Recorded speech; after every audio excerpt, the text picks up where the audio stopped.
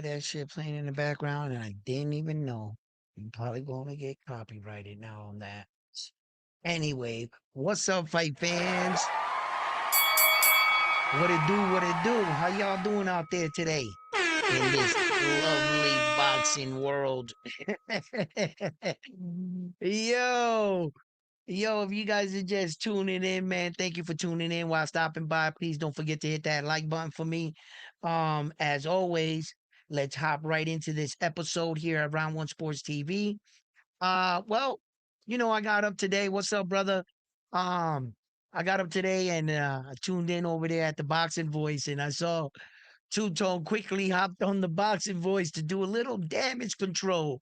A little explanation of why his ticket count got banned. Now that's not good news. You know what I mean? I'm sorry about that, Tone. This is an ugly game, I guess. It's an ugly game. But Tone went into explanation about how he put out a video of some dude getting knocked out and his butt crack was out and this, that, and the third, and that it wasn't over, a Clarissa Shield, comment because he knows what he can say and not say. And that Clarissa Shield, in fact, unblocked him and stuff. And I'm sitting back and I'm saying to myself, no, brother, no, that's not what happened. She put out a hit and she unblocked you so that when the hit is complete, she can just go to your channel and see that the job is done. That's it. Right? This is an ugly war they got going on out there. And, Two-Tone looked like this morning, right? Dad started going into his little thing about it, like warning them, like, yo, if you hopped on this morning thinking that your shit got canceled, you're going to hop over on here and start one. I'm going to let you know. We rocking with Clarissa Shield, right? Hey, yo, whole boy was sitting there looking like Toe, like he didn't want to hear none of that shit. You know what he came there to do, advocate. Yo, listen, at the end of the day, what are we watching? What are we watching? Right? I can't help but thinking, you know what I'm saying? Are we watching, you know, someone real thirsty? And he's, you know, let's just sit here and think about it. Well, what did Tone give up? Oh, his TikTok account got banned. That's the most views he gets, the most followed. That's how he was recognized by Ness because of that. Nothing big. He didn't lose nothing big. You know what I'm saying? Shit. Bro, if you're gonna go this far and do all this shit, man, I just hope it was worth it. Why am I seeing somebody just chasing something and giving up a little bit too much for something that was never really yours? You know what I'm saying? And we on the outside in, like, yo, you doing too much, you know, because it's not giving back the same energy, right? I don't know nothing about that, but I'm just questioning it. I'm just saying, yo, I hope my brother, I hope it was worth it. I hope all of this is worth it because this is gonna go a little bit further. Homeboys was throwing around the possibility of him going in the ring with Papoose and shit. Yo, Ness was sitting there like that. He threw it out. He was about to catch one. You know what I'm saying? Hey yo, and Tone's ass.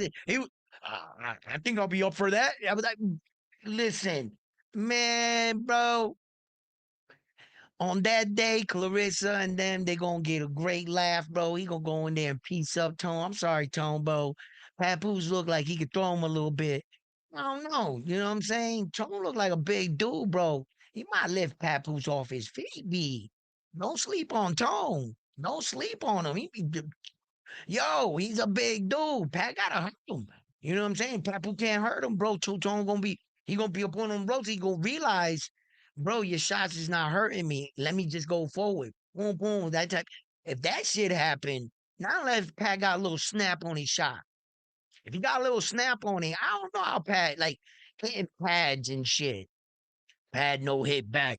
You know what I'm saying? Like, the fuck? Like, anybody could look good on hitting pads and shit, right? I don't know.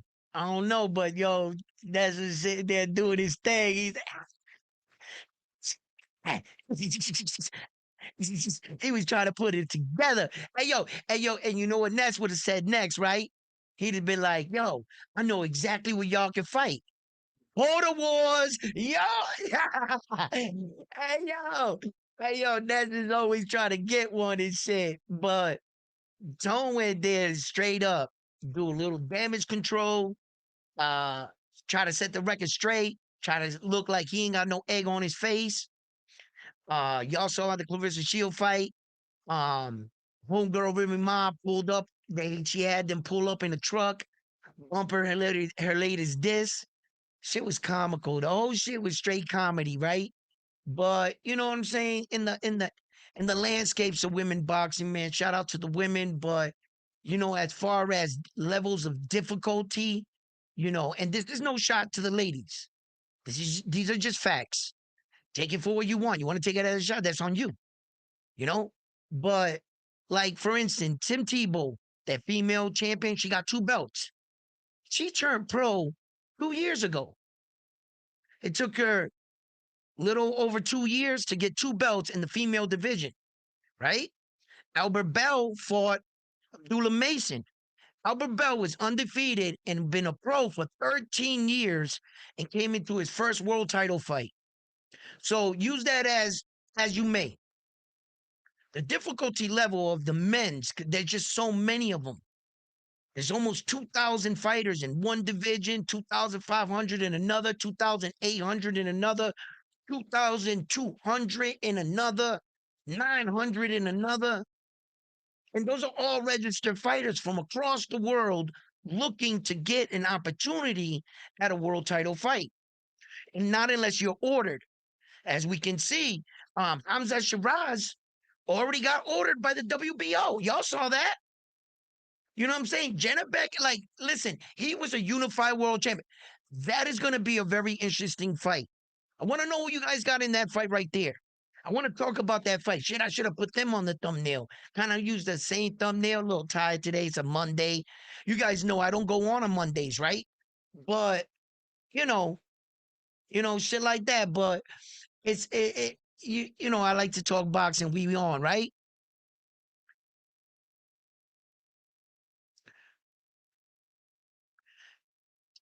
What Tone's channel has been doing numbers, and those numbers continue climbing all on Clarissa Shield hate. Push Punch Drunk too. Yeah, man. Good morning, Edwin. Round one. What's up, brother? Frontline. Yup. Yo, I'm just someone. All right, check it out, right? Yeah, that's the problem with those channels and shit. They're getting a lot of things and scrutiny with the Clarissa Shields and shit like that, and Alicia Bumgarner and all that other stuff. I'm just gonna stay out of it. Like I think it's comedy. I think it's content. It's something to talk about and this and that and what's really like going on between them and stuff. But that's as far as I go. That's as far as I go. If you like Clarissa Shield, be a loyal fan, support her. If you like Alicia Bumgard, Amanda Serrano, any of the female fighters, I don't know who you like. Support them. I'm not here to pick sides. Who's right, who's wrong. I just want to see the squabbles. That's it. I'm gonna try to concentrate on just calling the fights. I understand that some of this is part entertainment for social media and things like that, and you know, you know, just addressing things to let you guys know I'm also aware of this shit too. I see what's going on. You know what I'm saying? And hey, I'm just choosing to stay neutral. I'm not hopping on that show with that shit. I don't want my name associated, my face, nothing, because I don't got nothing to say about it. So let them talk, right? You know what I'm saying? Like, let them work it out. So I'm just gonna do my due diligence and just mind my business. Two tone, you, her, y'all do you. I got nothing to do with that. All my opinions have been my opinions. That's it. I'm not influenced, I'm not motivated, and I'm not helping any cause. Nah, nah, nah. Nah, women's boxing is women boxing. If they want to judge the men's and they want to talk about us, and Clarissa Shield wants to get on and say she can beat the champion of the world, Rolly, they can take shots at us. But I'm going to be a gentleman about this, and I'm going to choose the high road. I'm going to keep it in men's boxing. That's what I like to promote. I like to talk about. I address the women. I got no problem with them, even though they take shots at us. You know what I'm going to do? I'm going to act like Big Brother, and I'm going to choose to go this way. Clarissa Shields, you're a beautiful woman, great champion. You've done a lot for the sport. Uh, thank you very much for your contribution. And any other woman fighter, I feel the same way. And I'm on to male boxing. So, like I said, Hamza and Jenna Beck, bro, yo, listen. I know what a lot of y'all gonna say. I know what a lot of y'all gonna say about the fucking PE steroid scandal and shit. And some of y'all gonna say some of these. Listen, guys, I'm not here to be morally right, you know, or who deserves a second chance or a third chance in life or a fourth chance. Shit, if I'm gonna be honest, I'm like on my 99th chance in life. You know, one of these chances, I'm gonna get it right. One of them, I'm gonna get it right. But listen, man, I'm not, listen, and I don't wanna excuse it because cheating is cheating. And if you're caught, you're gonna have to wear that scarlet letter. You're gonna have to wear it. Unfortunately, that's the name of the game. And I told you guys, everybody in boxing wants to cheat. Not everybody is on this stuff. You think everybody wants to take the risk and the chance of being caught, and everything that you work for and put together is always going to be questioned, stained. You might not get in the Hall of Fame because of it. It's going to be all tarnished. Yo, you guys can turn the other cheek on Saul Canelo Alvarez, but that's always going to follow him. It's always going to follow him. And Ryan Garcia, that shit is going to follow him all the way to the end of his career. And once you're caught on that shit, if you don't see the good thing with boxing, you'll get other fights and you'll get the ability to prove yourself. You know, this is me. I have these kind of skills. Ryan Garcia, he proved it on a world stage, on a title fight, everything on the line, and everything came back negative. And he looked great. So it silenced the fact that his performance with Devin was due in part to PEs, but it never takes away the fact that you're a fucking cheater. Now, does it? No. That shit, my friend, is yours. That's what you chose to do. That's what you got involved with, whether you was tainted, whatever, it's going to follow you. If an investigation is opened, and something is handed out. Not like Jaime Munguia. That's not going to follow him because it never went further. You understand? There have been cases like who was it? Alberto Puello. Cases that it didn't no sanctioning a suspension was handed out type shit. Did Alberto Puello get a suspension? I'm not sure. I don't know. I know Subriel didn't. It didn't go no further. I know Jaime didn't. It didn't go no further. I know a couple fighters, it didn't go no further. They had proven their tainted substance theory and they were satisfied with the outcome. Okay. They did the investigation, their due diligence. Now we're talking about, you know, these organizations have seen every trick in the book. You're not just going to wake up on a Thursday and outsmart these guys.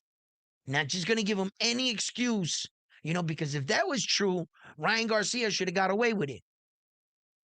But till this day, why they say Ryan Garcia got found guilty, he couldn't prove where it came from. If you can't prove your innocence, well, my man, we caught you with the gun in your hand, blood in the next hand, and the body in front of you. What do you want us to do? You guilty. If you can't prove, you know what I'm saying? Like that movie on what was it, on Prime or something? It's called The Mercy. He woke up in the chair. They told him he killed his wife. They said, you got 90 minutes to prove your innocence or an execution order will be given. And he's in a chair and it's going about to hit a shock wave and fry him. Bro, the movie was crazy. He had to prove his innocence. He did. He ended up doing it. Ended up crashing down the whole system. Had AI all fucked up. Shorting out and shit. So, you know, I think that a lot of these fights right here, Jannerbeck, no matter what you got to say about the scandal or, you know, he's a dangerous dude, bro. And Hamza, I think this is gonna be his biggest. This has to be his biggest test. Now Hamza was throwing a little fucking what we say a bombito palpiche, right? And that bombito palpiche can fucking had movement, because he was a little tricky and Hamza was. But you see, what I saw was Hamza coming into a new system, right? With Andy Lee and them from the Edgar Berlanga fight, moving up in weight, becoming the champion, defending the belt, learning what it's like to be a champion. Be more calm, calculated in the ring, burning less energy, not chasing after the knockout. The problem with some good power punchers, when they knock people out, they fall in love with the knockout. They go looking for it. They know they have the ability to end the night. And sometimes that can get a big puncher in a lot of trouble. Naoya Inoue went looking for the knockout, what he typically doesn't do throughout his career. He was more fundamentally sound in great position. He fell in love with the knockout, man. It fucking happens to the best punchers. He went chasing after those knockouts and got put down, shook it off, got up, did his thing. But big punchers fall in love with that. And Hamza, in his title defense, he didn't go looking for the knockout. He was allowing the fight to happen. But the dude he was fighting was a bit more seasoned than he thought. Um, it wasn't the best. I remember I walked away from that Hamza fight and I was saying to myself, like, you know, it wasn't the best Hamza Shiraz performance. I walked away saying that, but I wasn't so harsh on him. I know that after I watched it, I'm trying to think about like my mindset after watching his fight, right? I know I walked away thinking, I told myself, Edwin, see Hamza, see him. Don't just, you know, like because he beat fucking he beat Berlanga, right? Just don't freaking and the Brits in Puerto Rico right now, they up on us, okay? Okay? So, but I just wanted to be able to see him. And actually, when I walked away from the fight, I wasn't really impressed, like to the sense of he showcased a lot of skills. But then later, I realized he actually did. A part of being patient, calculated, is showcasing. It's something a lot of fans can't see, but you're starting to transition into a better fighter, Hamza. Now, um, can that pay off later when the pressure is on? When you also got another slick fighter like Jennerbeck, bro, that man's he can hit you off that fucking off your jab. If you even the slightest get lazy with your jab, Jennerbeck has made highlight reels of guys that try him with a weak jab. He's gonna put you down. And the man can crack. The man can crack. You know what I'm saying? Um, um, I don't know. I think that, overall, you know, uh, that Zach kid that fought, I can't say his whole name. I'm just gonna call him Zach. That fought Hamza Shiraz last, that dude, he was a bit more durable and a bit it's not I don't want to say he knew how to survive. I don't want to say that because he was doing a little bit better than surviving. A guy that was surviving, would have been a little bit less engaging and not exchanging in some of these situations. He was exchanging with Hamza. In fact, in some moments in the fight, he was doing pretty well against Hamza, and Hamza was still trying to stay the course. You know, what Hamza looked like he was doing, he was trying to learn the concept. Um, work with what he's giving you. Work with what he's giving you. Whatever he's giving you, learn how to slip and work and get to him at this level with this guy. And I think that that guy suit Hamza's purpose to the T. He played his part. You know how they say, well, he did a little bit better than what I thought. He actually did. Now, could have Hamza stepped it up and fought him more aggressive like Edgar Berlanga? Some fight fans have said. And I say that this to that. Well, you would have needed Zach to fight like Edgar. You would have needed him to push Hamza. Then you would have got that kind of Hamza out of him. The difference between their fight, that dude Zach wasn't that stupid. He didn't go in straight away like Edgar trying to rip his head off.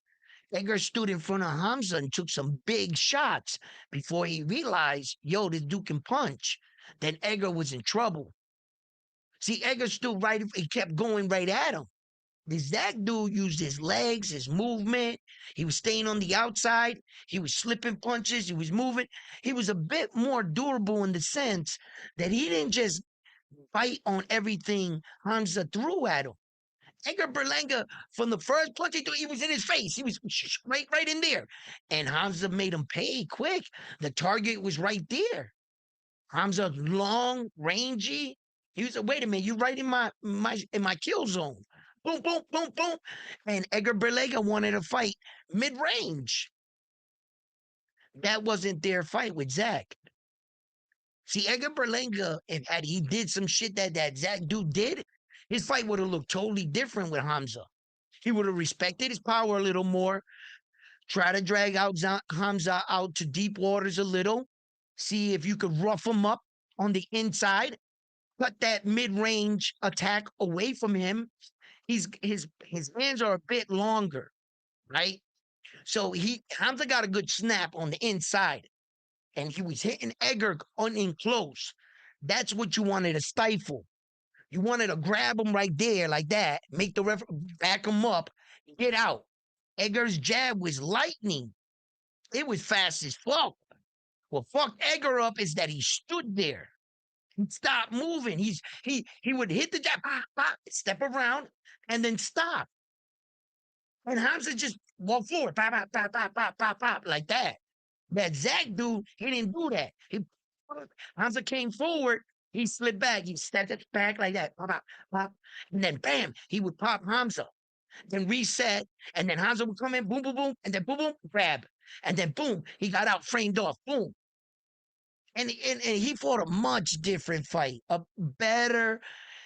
If Zach had Edgar's power, he would have gave Hamza a lot of problems. That he just needed more power. He didn't have that kind of power where, you know, it was probably maybe thudding power. Hamza probably felt his punches. Yes. He felt his punches like boom, like shit, like nice. It's a good one, right? But he didn't have that Edgar Berlanga pow. Zach got that shit, bro. But the way he was fighting Hamza, man, I think it would have been a different kind of fight. But it was a good learning fight, title defense for Hamza Shiraz. That's a you can't take that away from him. He's an official world champion, just like Abdullah Mason. They won the belt. That's one part. That's one part of being a champion. You win the belt. Technically, you are a world champion. No one could ever take that away from you. Yes. But an official world champion amongst boxers, amongst champions, this is not a rule. This is just amongst us. That if you win your belt, okay, cool. Defend it. Just defend it once. Now you defended that belt. You defended the right to be called champion and won that right to be called champion against another worthy foe. It's one thing to beat the champion and get the belt. You took a picture with his belt. You didn't take a picture with your belt. Go defend your belt, get a victory, and wear your belt. Now you're a world champion. Now you're a world champion. So you can't take that away from Hamza. You can't take that away from fighters like Abdullah Mason, guys that fought, won the belt, and made title defenses. That's why the other day I was talking and I heard myself talking about Devin Haney. And I realized, I was like, wait a minute. Devin Haney got 2 title defenses on 4 belts, on Undisputed. What's the youngest fighter in boxing history that defended undisputed status twice? How old were they? 'Cause I think he won them when he was 23. I think he still defended it while he was still 23. Or he might have just turned 24. So he's about 25 or 24 when he fought Loma, somewhere around there. We don't got to guess. I can look all this shit up. All right, hold on. Um, let's look up Devin Haney. I got to bring him up here. Uh, So, and then I sometimes I forget about this shit that Devin did get title defenses on 4 belts, bro. Yo, that shit is impressive.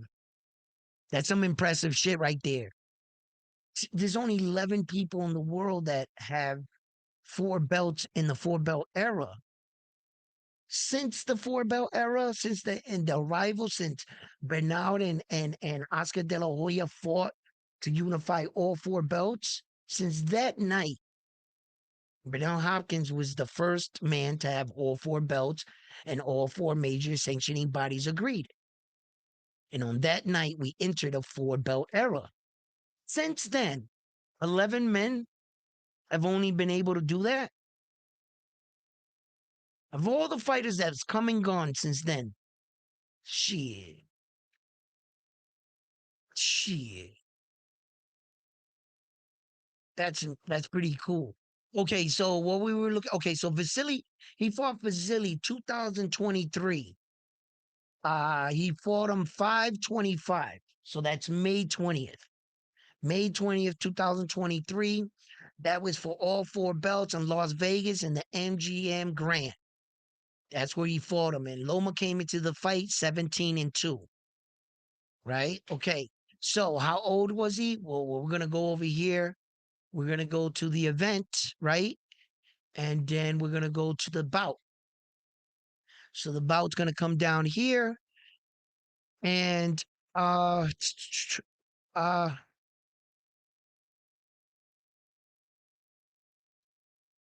it doesn't have their age. Oh, yes. Yes, it does. Devin Haney was 24 years old and Lomachenko was 35 when they fought. So Loma defended the belts at 24, right? That's his second one. That's the second one, right? So the first one, who's this? Oh, that's the event. My bad. Okay, I gotta go back further. Okay, so this is his record. Okay, so Devin Haney fought George Camboza the first time he fought him in 2022. 6-6-5, 2022. Then he fought him again 2022, 10-16, the same year. He fought him 4 months later. 4 months later. So Devin was about 23, I think. Let me see. Let me see. Okay, or the bout here. Devin came into the bout 23 years old, and this is in the second one. So he must have won the belts in 23 years old. So he was the youngest undisputed champion in that weight division in boxing history. Then he defended the belts at age 23, 4 months later in enemy's territory, right? I'm not gassing him up. That's just what he did. That's what the fuck he did. So a 23-year-old young man went back to enemy's territory. Small payday too, by the way. Took mad low pay cuts for this shit. And now Devin's in position where he's calling the shots, and people are trying to say there's a Devin Haney tax. Devin Haney ain't paying the fighters. Devin Haney, it's not my job to pay you.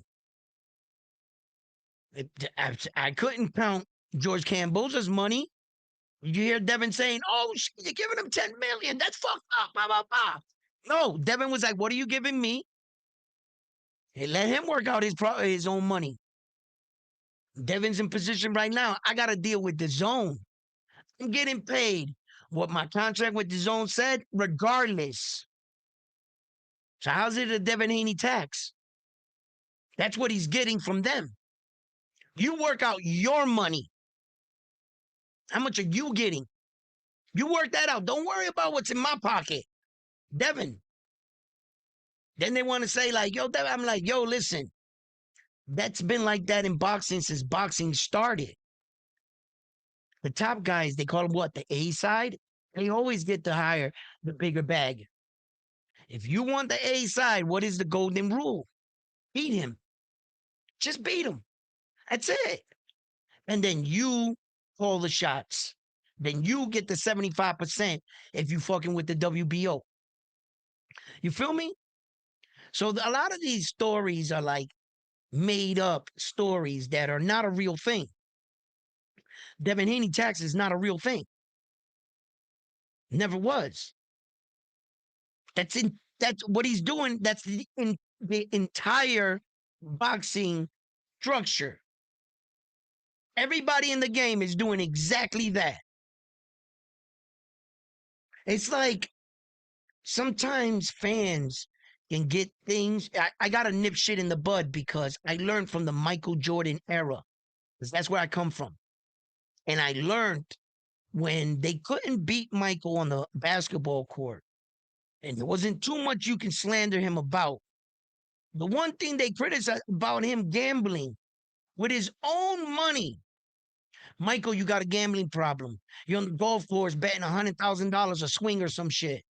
Who gives a fuck? But didn't the media push Michael out in his documentary because of how they bombarded? They were, they had an organization and like a fucking like a clue on the man. And there was a hit put out on Michael, attack his character. And I learned that from back then. You know, I used to like watch these these stories destroy these people that in actuality, like, it's like, oh, we caught Robert Kraft with a prostitute in the car and shit, blah blah blah. And I'm like, and you we can't be have a good night on the town or something no more.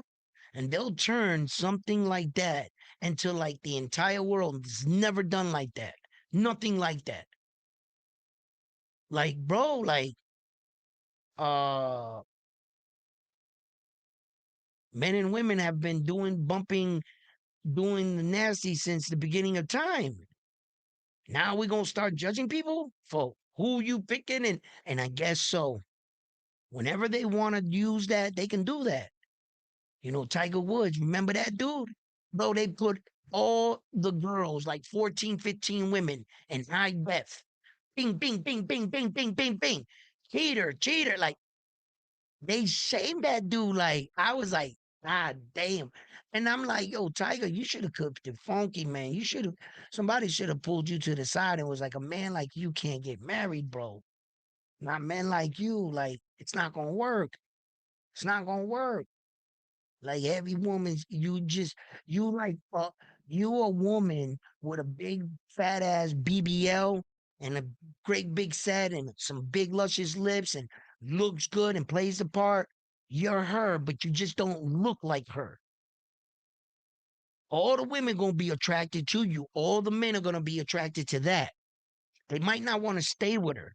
Like, you know, you see these women today, they're not actually wifey material now, are they? I don't think that most men now we've all caught on, right?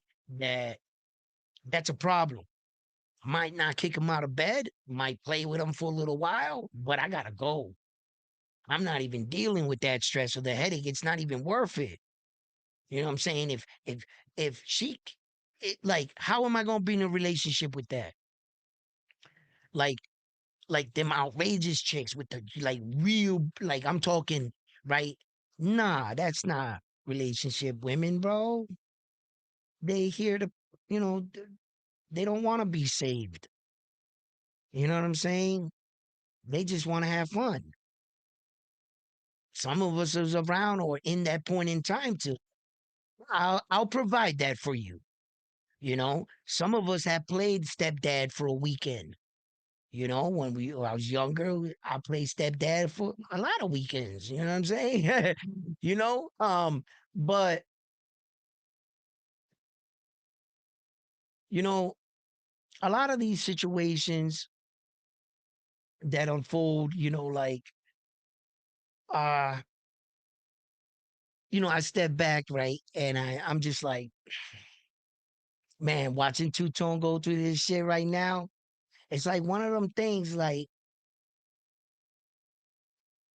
you know, I try not to like uh go down that avenue. When I was young in this shit, I realized that this is not like the streets. This is not. YouTube is not. They fight on a different, or much, much, much different, uh, where that the people that are attacking you or trying to, like, you don't know who they are. You don't face your attackers on YouTube. And hate is hate. You know, uh, not understanding that not all of us, you know, just because we don't agree with you or agree at this moment in the fight or something like that, that you can say that, oh, this guy is always bashing or doing this real easy. Of one episode, you don't know how many times people had their entire episode channels have been judged off just one episode. Have you ever watched any of the man's content? Have you ever watched an entire episode? And just taking somebody based off what they say, I think that that's kind of like a little extreme. I was under the notion that we were a bit smarter as adults, but I was dead wrong. I was dead wrong. Like, I'm sitting here thinking, like, bro, don't hold me to like me as a man, as an individual on boxing tapes. If you ever have the chance to meet me, say what's up, get to know me. Don't be like, yo, man, you know what you said about this fight? Don't do that. It's not even worth it, homeboy. Like, we're just speaking on opinions on fighters we've probably never met. I don't go to cookouts with these dudes. I'm not ready to crash out like that over some fighter or who I think is gonna beat who. I don't rock that hard. But there's those fans are out there. Where they take this shit, pride shit, and you say something about they fighter or they take it too personal. Those are the ones that when their fighter loses, they cry. They start breaking their TV because they betted too much money. And now all of a sudden, their girlfriend tells them, I think it was a conspiracy. The other guy, he took a dive in this one. And then all of a sudden, you start like watching it in slow motion. You know what, honey? You're right.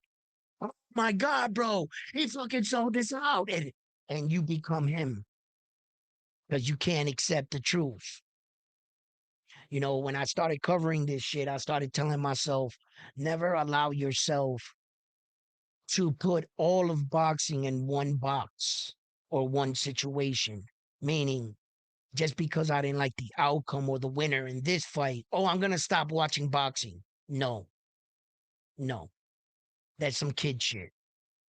Yeah, I've seen robberies before. It's not the first time I've seen a robbery in my life. I've seen upsets before. It's not the first time I've seen an upset in my life. I've seen people get knocked out on to the next, but I got a different mindset. because I cover it and I go to these fights and I go to these gyms and I talk to these gentlemen.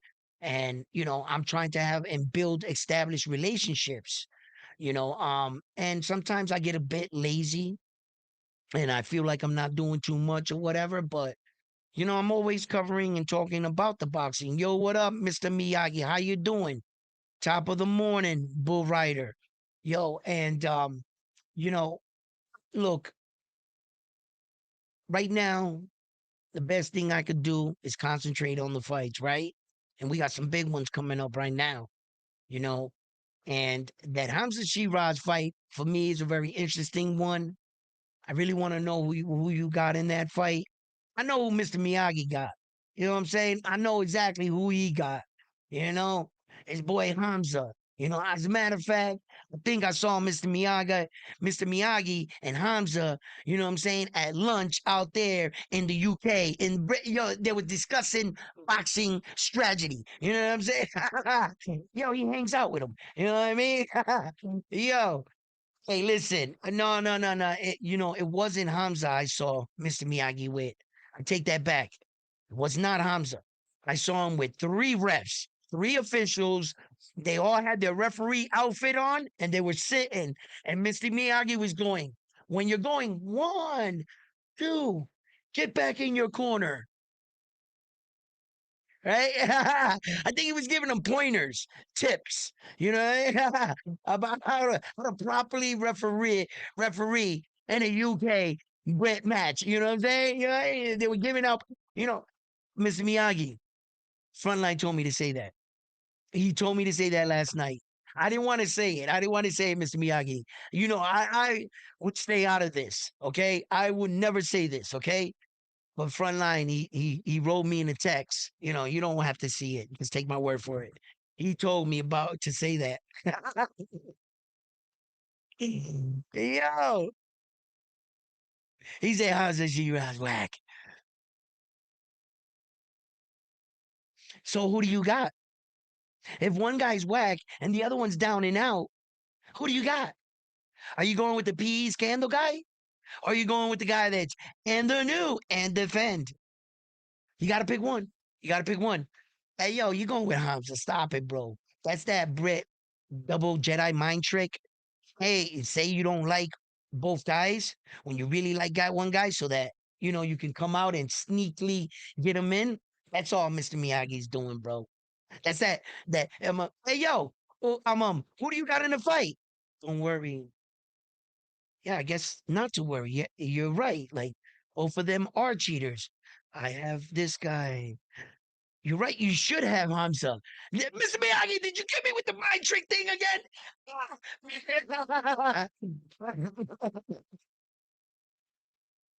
I'm going with whoever lands first. That's not a good answer. That's that.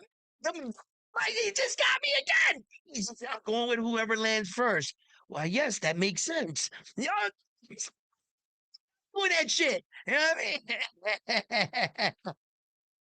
Hey yo, hit that like button for me, man. Hey, Mr. Miyagi, bro. Listen, you think you slick, bro, but you're not. Okay, all right. And I know who you really got. I don't appreciate you Jedi mind tricking me. I don't appreciate that shit. And knock that shit off, all right? Hold on. Let me put on my Jedi mind trick blocking glasses. You know what I'm saying? That way you don't get me again. You know? Yo, listen. And then okay, so we got that fight, right? Which is a very interesting fight in itself. Amanda Serrano is going to be trying to break that women's boxing record by the coal miner's daughter there, right? Christy Martin, right? So she's going to try to get her record. Um, Listen, to put it in its perspective, okay? I'm not sure if you guys realize this, all right? What's going to happen right now, and I bet everything I'm about to say is probably already happened. And they're going to be like, oh, everyone already saw this. But truthfully, I'm kind of spitballing here. And if I'm wrong, I'm wrong. Okay? But I am spitballing. I think what they're going to try to tell you that Amanda Serrano's opponent she's about to fight is a cab driver. That's what I really think they're about to try to feed you, right? And the problem with that is, here's the problem with that. Check this out. Let me see if I can. I've never really. Okay, it's not that. That's not that tough, right? So yeah, okay. I can get this right now. Like I got you guys. Hold on. I want to show you something right here. Perfect. I should have known they had her up as like the fucking. Okay, gotcha. All right. Her opponent, right? Okay, this is where I'm going with this. Let me start over now that I got the women up. Okay, check this out. What I think's gonna happen is the Clarissa fans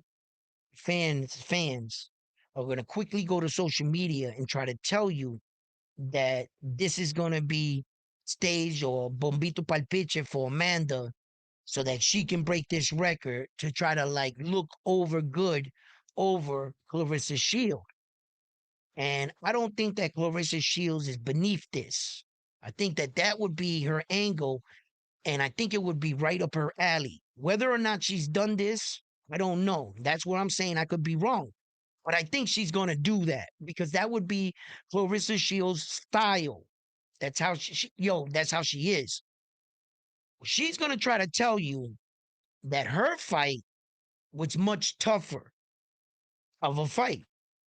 And I'm going to look at that and say, how's that possible? When the girl you fought just recently turned pro, she only had 7 professional fights.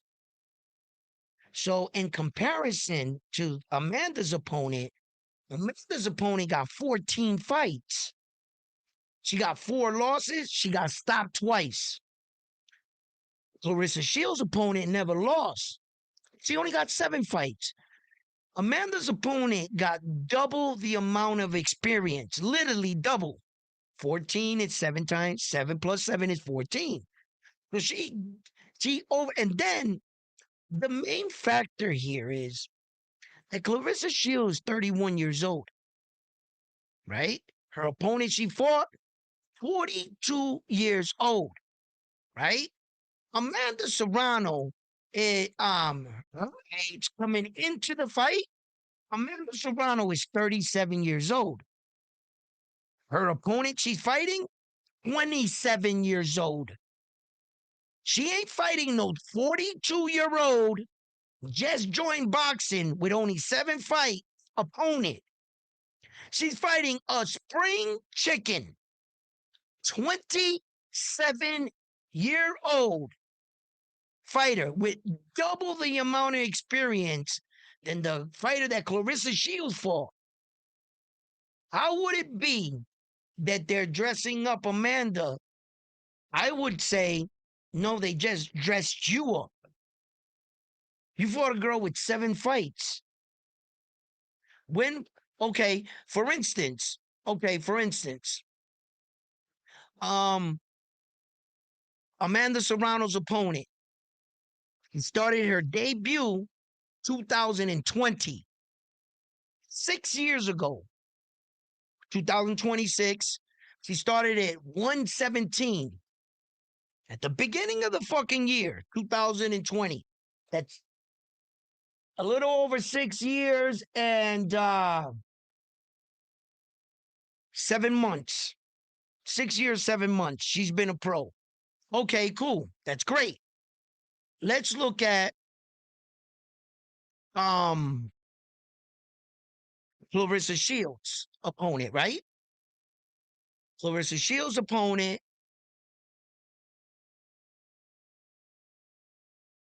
Katie Scott's, right? Boom. Okay. She's 42 years old. She started her career, her debut, 2023. 11/25 at the end of 2023. So basically 2024. So she's been a pro for a little over 2 years and some change because you take away the 8 months from the 11, 2 years and some change. You're fighting a girl with less than 2.5 years boxing pro experience, and Amanda's fighting a girl with over 6 years boxing experience with double the fights, and it's 27 years old. Come again?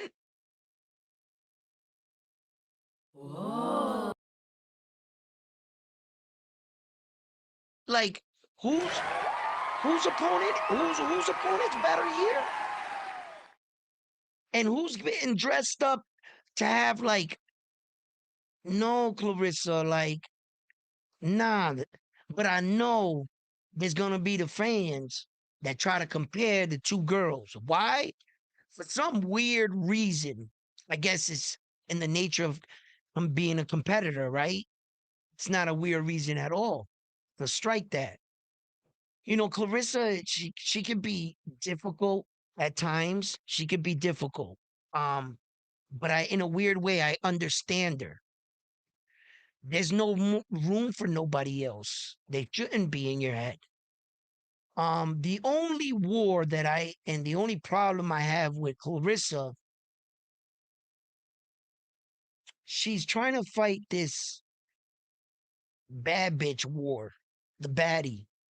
She's trying to be a baddie, like my daughter says. And you're just not that. You're pretty, beautiful, and everything. But you're not a slut, bro. Stop trying to act like one. You, that's not you, girl, and that's why it's coming off so distasteful. You know, but the crazy thing is that a lot of times when I was growing up as a kid, all these women at the top, they weren't in relationships with men. They were in relationships with other women. And it's like you see the top toughest women now, they in relationships with men. And like tough women can be sexual and they want to be viewed as beautiful. They don't think because because it's true. Just because I have like manly characters and I was like a strong woman and shit, and for some reason, some of them women, I think they are forced or they feel like I should go this way. Some of these women, man, they got like features, like manly features, but they don't want to be with women. Chris Cyborg, yo, for a long time, man, Chris Cyborg, I thought that chick was 100% on the other side of the fence. Straight carpet liquor. I swear to goodness, I thought that Chris Cyborg, there was nothing you could tell me. I thought the day that I saw her significant other, I was going to see a Latin Brazilian chick with mad tattoos and a short haircut. That's what I expected to see. I'm just being truthful. I ain't saying anything wrong about nobody. I'm just telling you, you know what I'm saying? And it's totally cool. And now nothing wrong with that shit, but that was the image in my head, right? Then all of a sudden, her boyfriend, which I found out she had a boyfriend, I was shocked. What? He was the dude that got his head caved in an MMA fight. Some dude hit him with the knee, and it caved in his foot. On when that happened to him, they were like talking about him. Yo, and it came out that his chick was Chris Cyborg. And I was like, oh shit. I was like, get it, girl. Yo, Chris, what you doing? Yo, hey, hey, listen, right? She had a bad body though. But you know, shout out to her. Hey, listen, there's just, you know, these what she's doing, man, is this like Barbie girl shit. Um, you know, the champ, Clarissa Shields, she wants to be a Barbie girl so bad. It's like, when she came out with that fucking bathing suit and shit, and everybody started talking about it. Fuck, are we talking about a bathing suit for? Right? Like, who gives a fuck? But the women do. The fashion, the culture, they knew because these girls is wrapped up into everything. The culture, the hip hop, they put themselves there. They chose to go down that road. And then Papoose comes in an equation and all that shit. And you add 50 Cent on the man, shit's gonna get out of control, right? It's a fucking movie over there, straight up, right? So I'm like, I'm sitting back and I'm watching it all unfold, and I'm saying to myself, I'm like, damn, man, Clarissa, the only war that I feel, well, not the only one, her attitude too, you know. Amanda Serrano used to be a supporter of Clarissa Shield back in the day. Amanda would hear all these things on social media. Ella picheaba pa loca. She's okay, okay, okay, okay, fine. She said this, she said that, but Amanda kept it pushing, and she would continue to say, no, Clarissa Shields good for the sport, blah, blah, until it would just got too much. So I could see where, listen, I swear to God, I wanted to bring this, I almost forgot about this. Listen, this morning, it's my wife, my beautiful wife. She got up, she's getting ready to go to work, and we're getting situated for the day. I'm planned out what I gotta do, make sure now I got everything. I'm like, I'm saying names here. What the fuck? Got everything right. So my wife is sitting there, right? And looking to see what's going on in social media after the fights and some comments and stuff. And I'm gonna read some of your comments. So I'm sitting there and I'm going through them. And out of nowhere, my wife yells out, I fucking hate Clarissa Shields. I hope somebody whoops her ass. And I was like, what you know about Clarissa Shields? And because she don't know nothing about boxing. She don't follow no woman fight, nothing. She only watched the Katie Taylor and Amanda fight because she had jokes, because she's Irish. You know what I'm saying? So, like, for her to say that, it took me back. And right there, like, I went into reporter mode. I was like, as soon as she said that, the glasses jumped on, pad came out in the pen, and I was like, so tell me, when did this all start? You know what I'm saying? Like, if a woman that doesn't know anything about boxing, she's on her phone and she's being fed information. And I found that interesting. I was like, wow, you can really, I'm taking Clarissa Shields' side at this point. I'm like, I just want to know, where does the anger come from? I'm like, man, you don't even know Clarissa Shields. Had you even given her a chance? Like, what do you know about her that you just saw some fucking um meme or article in the thing, and now you don't like her, I bet. And she goes, no, Edwin, it goes much deeper than that. And I'm like, what? She's like, no. For a long time, for years, I've been seeing little clips of her just talking shit about every female boxer. And it's like she never has nothing good to say about another female boxer. And I'm fucking tired of it. Who does she think she is? And that was her answer. A woman, she's a woman.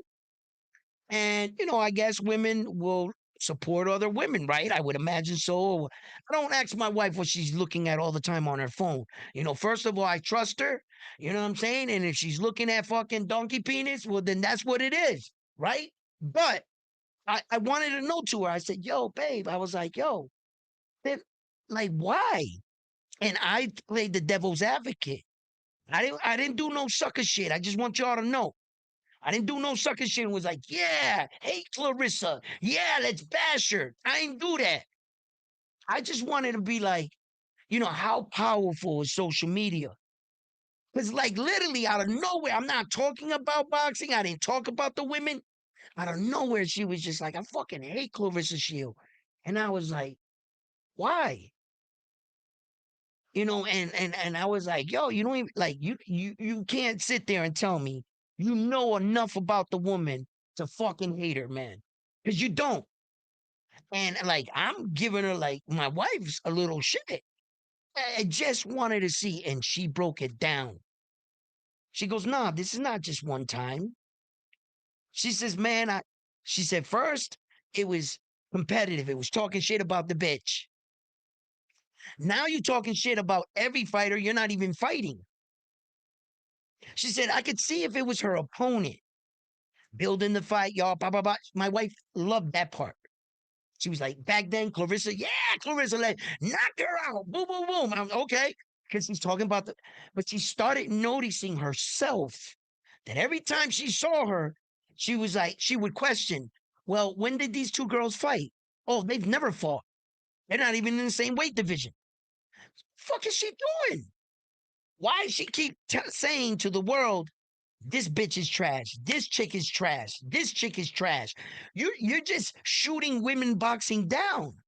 You want nobody to watch any other female? Like y'all need to be like. And she found it distasteful. So you guys take at it with that, however you want, in a grain of salt. I. And it's funny, like and her job, my field, we don't do the same thing. We're not into the same things.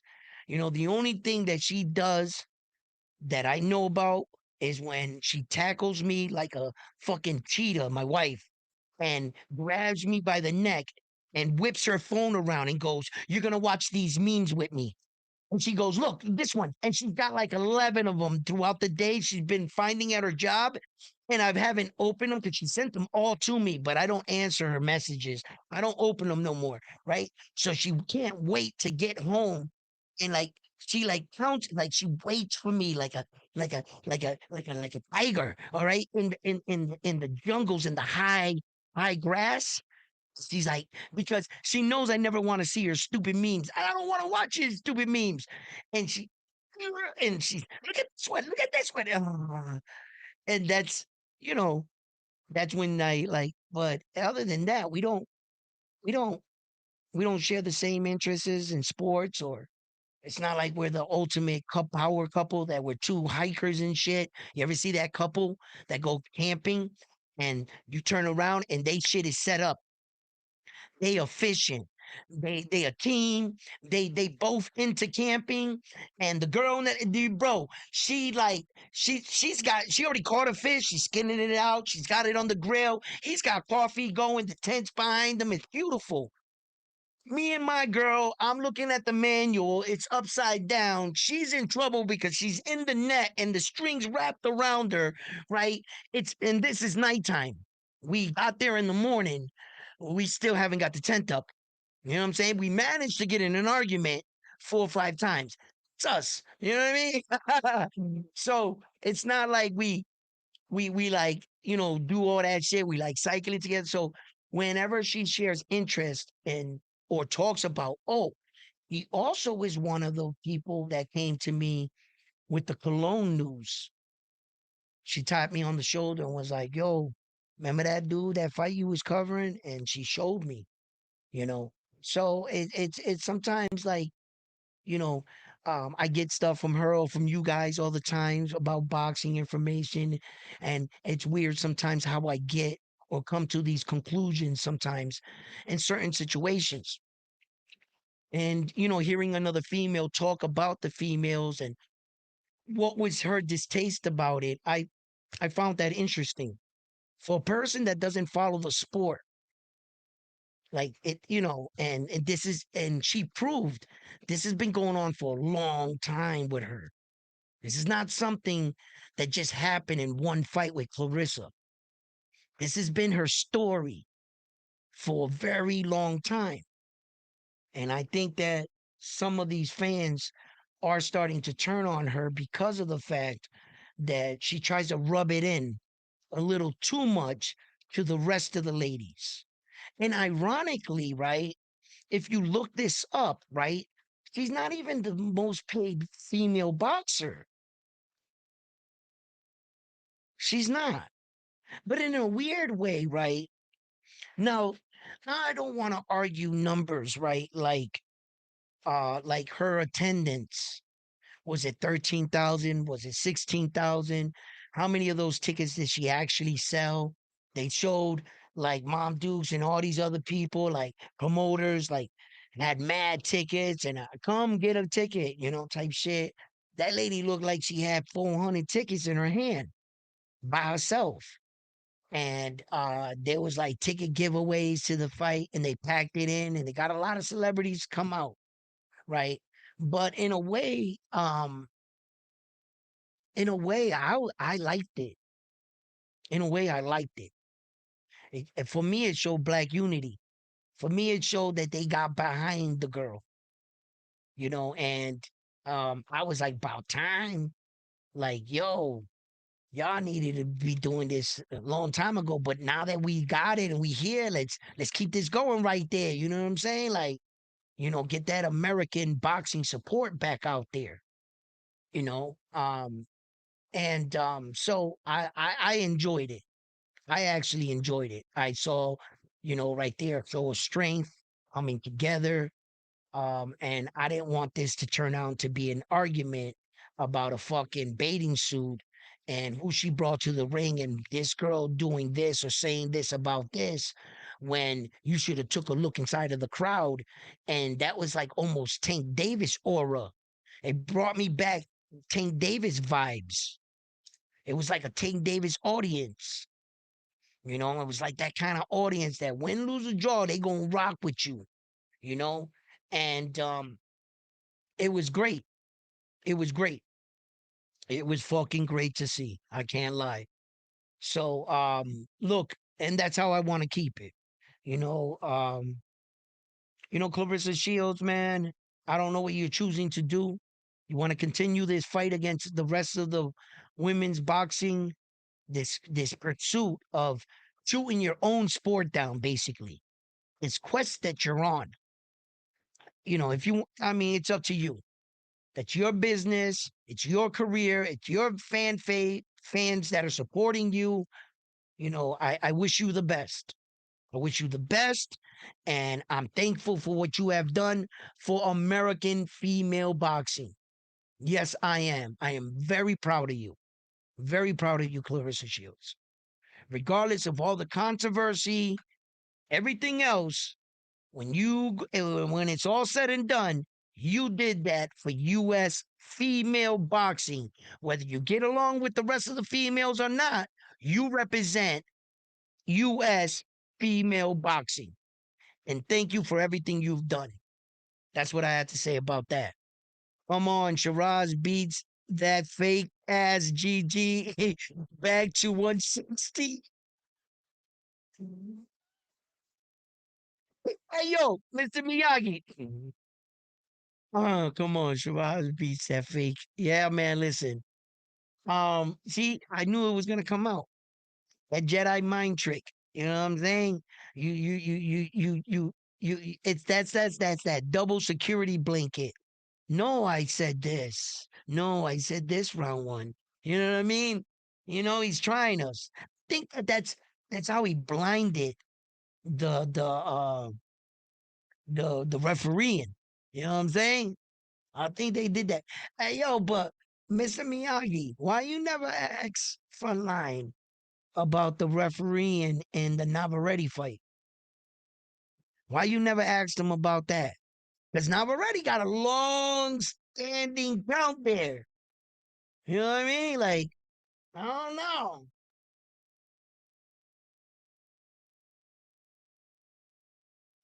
Yeah, man. And then, so anyway, yeah, back to other fights too. Yo, Rolly and Teal, bro. It's Saturday, right? Yo, it's crazy, right? Boxing is wild. It be having you flip flop sometimes. Not unless you're just a straight fan of that fighter. If you're a straight fan of the fighter, you're probably not going to flip flop because you're going to go right for the guy, right? Because I woke up this morning thinking and hearing that Oshaki Foster Navarrete fight is like right there. Like a lot of people are reporting it because they all think that it's going to happen. I'm sitting back after yesterday's conversation and I'm saying to myself, I might have to take Navarrete in this fight, right? I'm flip flopping. I'm flipping. Yo, and I was saying to myself, am I being a prisoner in the moment? Because the last fighter that I saw between them two, I was talking to O'Shaquie Foster, taking pictures with him and shit, telling security, leave that man alone. You know what I mean? So I'm like, O'Shaquie Foster, right? And I'm like, yo, Edwin, like, is that what just happened to you? Like, watch these guys fight. Navarrete might be too big for him. He bit off a little bit more than he can chew at 135. Comes back down. But I don't think Navarrete lost at 130, right? Did he? Was it early in his career or something? Let me check this out. Hold on. Let me check out these facts. Hold on. Okay. Let me look up Navarrete. There he is. El Vaquero. El Mexico stand up. You know, you got a real one in this dude. He's proven himself. Oh, he's proven himself. El Vaquero is 31 years old. He's 5'7". He has a 72-inch arm reach. He has an extensive boxing career where he has 40 fights, 2 losses. Navarrete has never been knocked out or stopped. Okay. Like, you know, like TKO'd. No. He has 33 knockouts. Navarrete. Okay. So, um, what was it I was saying about Navarrete right now against O'Shaquie Foster? Point being that he was too big, right? And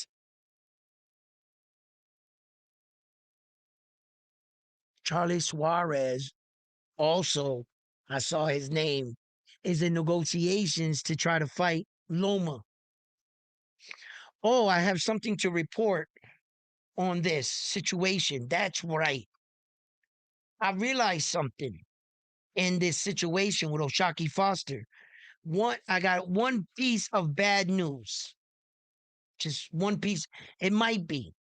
It's not official. Let's talk about it. All right. Hey, yo, do me a favor. Hit that like button for me, man. Yo, here's what's going on.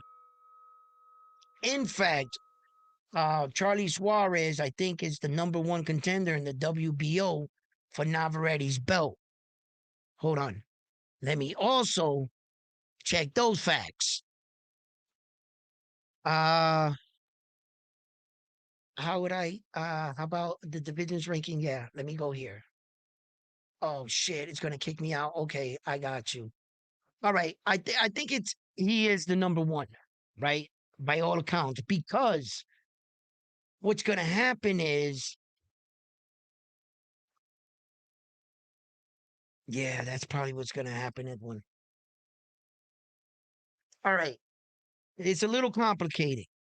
Stay with me. See if you can follow me on this.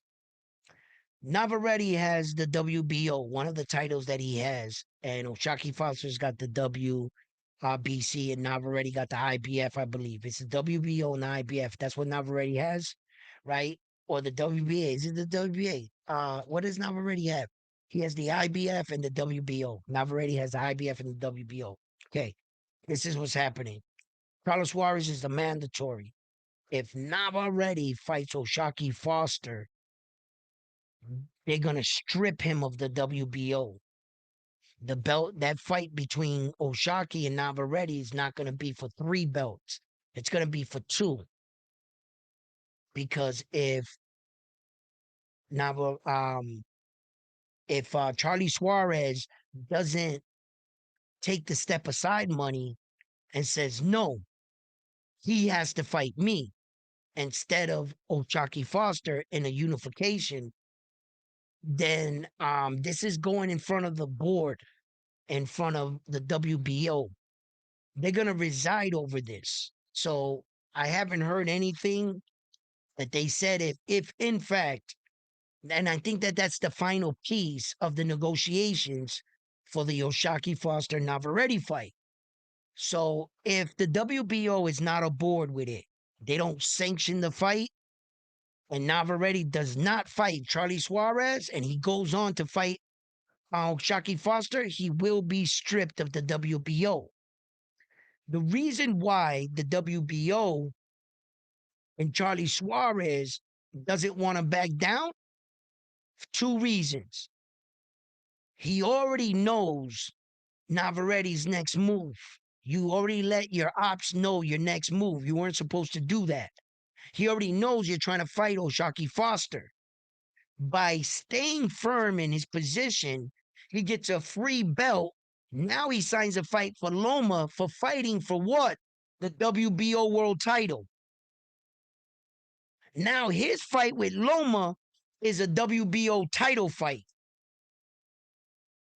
He goes into the fight, the email champion, but a champion, Charlie Suarez. So it doesn't benefit him to allow Navarrete to just fight O'Shaquie Foster and take some step aside money and then fight Loma.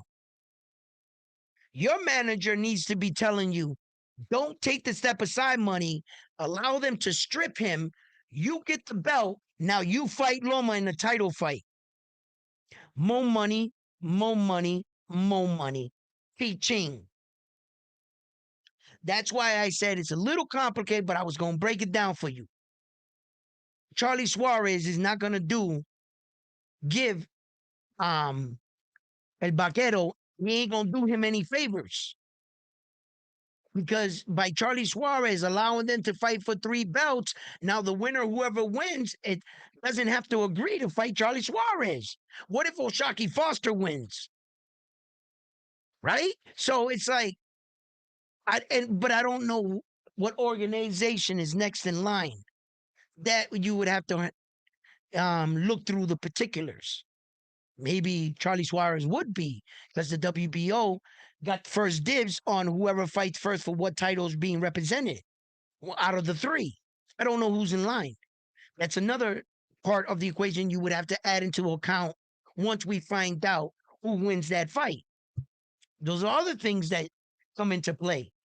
But I'm just alluding you and alerting you to the possibility that this fight will not be for 3 belts against Navarrete versus O'Shaquie Foster.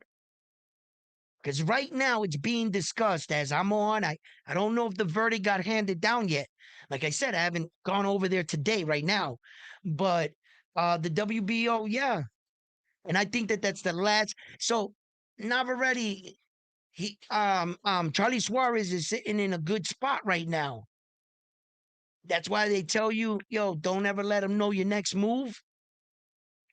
He fucked around and already announced. Well, he personally, but somebody in his camp alerted somebody in the media, and somebody spilled it. It got out. We already knew about it.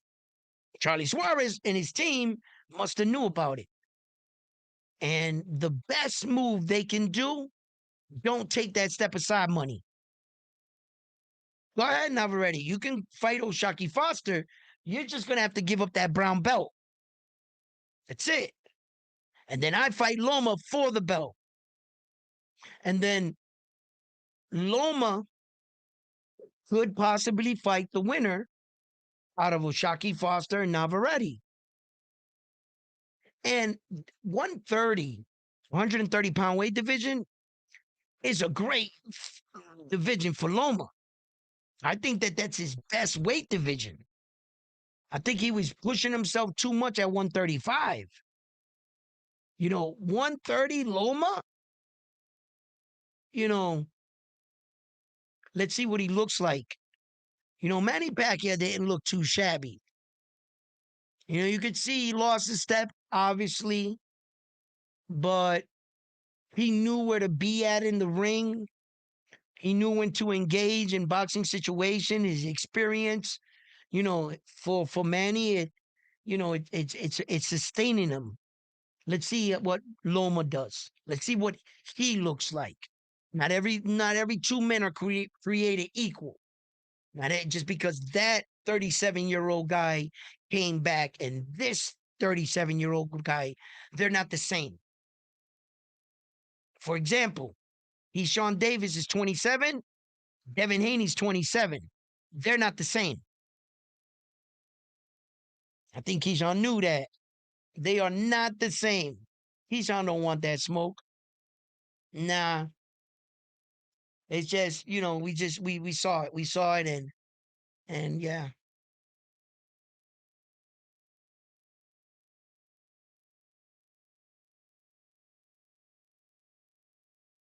Charlie Suarez was whooping his ass though. I don't know what to think about that situation anymore, right? Have you ever saw somebody trying to cover something up, right? And when they do so, sometimes you make mistakes trying to cover up the cover up, right? Okay. But have you ever seen something at first, on first glance, some people might not catch on to it. Then later you walk away like, yo, did I just give like somebody come up, you got to change for a 20? And he gets you with that shit. He give you a 20. You give him 10, 10 ones, and he goes, you know what? I had changed myself. Here's 10. Here, let me get change for that. Then he walks off with all the money. All of a sudden, you got like $2 in your hand. He done gave him, he done talked you out. He bamboozled you, right? Okay. In that fight with Navarrete and Charlie Suarez, what happened was Navarrete suffered a massive cut right above his eye. And when he suffered the cut, the engagement was pretty close that it could have been, perceived as a head clash. Okay. So the referee makes a decision. He talks to the officials, and the officials tell him, he says, do we have instant replay? Is it in effect for this fight? They tell them, yes, it was ordered and in effect, but at the time it was turned off. The system wasn't working. No. So they came back in the ring and said, no contest. Navarrete stays remaining the champion. And the corner was saying, nah, bro, we want to review it. No, under the rules of instant replay. The promotion was telling you there's no instant replay while showing you the instant replay of the punch. While showing you the instant replay, they were saying, unfortunately, we couldn't get the referee to see the instant replay, but we're going to throw it up for you right now. Look, and then that's when we saw that Charlie Suarez, in fact, hit him with a punch. And that Navarrete sustained that not by a head clash, by a punch.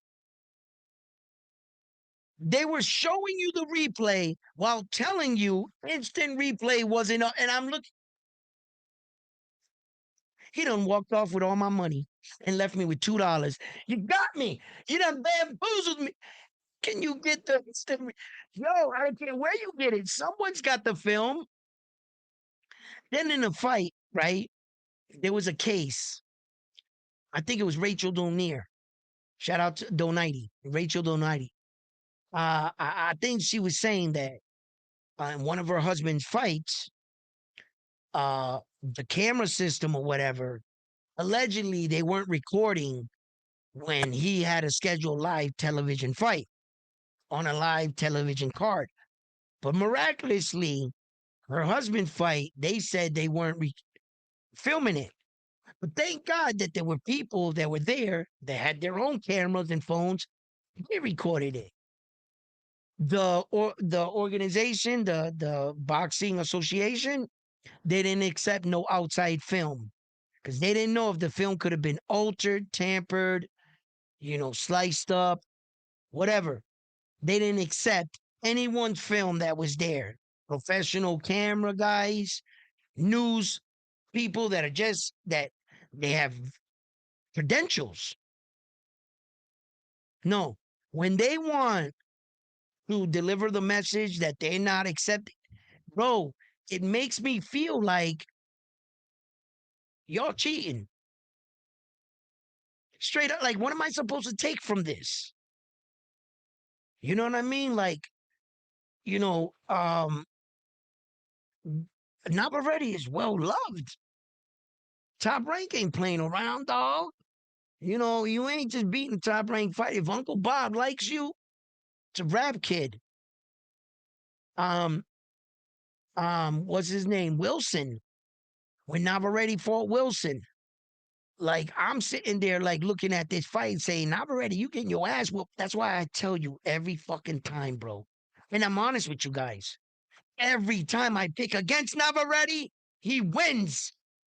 Bro, this is not a secret. It's not something that I fucking hide. Like I'm like straight up, like I think all the time. Finally, a boxer, he's gonna fight a boxer, and the boxer's gonna be his kryptonite.